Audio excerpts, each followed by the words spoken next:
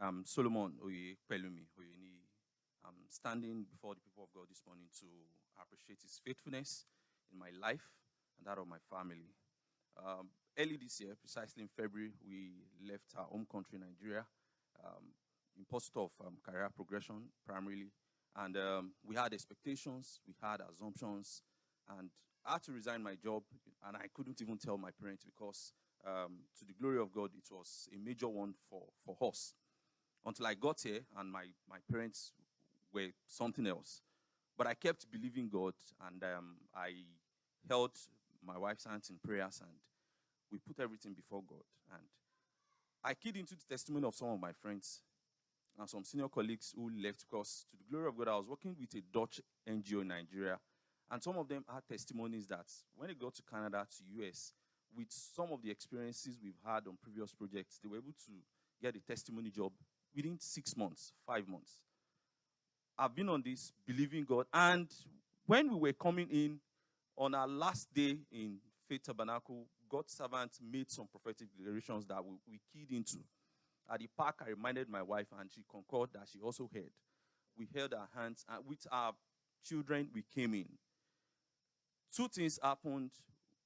All our expectations before our eyes, they were not going to come forth. Even the survivor jobs at a point that I had to go for, they were not forthcoming. But I met a brother who reminded me at Buchanan Station, who also comes to Living Faith. And he shared his testimony with me. And I said, I also attend Living Faith. And I keyed into that testimony. I made a vow to God that I'm going to come here, share this testimony. Regardless of some limitations that were around me, we went through first stage, second stage, and by third stage of the interview, I got that miracle job by God's grace. Within 6 months, as we believed God for it, God did it in a miraculous manner. So much so that the person that chaired the board that interviewed me told me that sometimes back in Nigeria, he was where I was, and it was just a miraculous coincidence. That was one.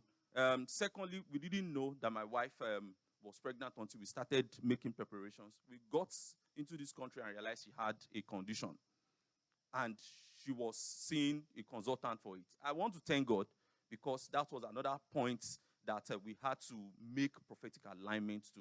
The God of this commission did not fail us. And we had our baby again in May, and God dazed us. No complications. It was safe delivery. Give God all the glory for everything.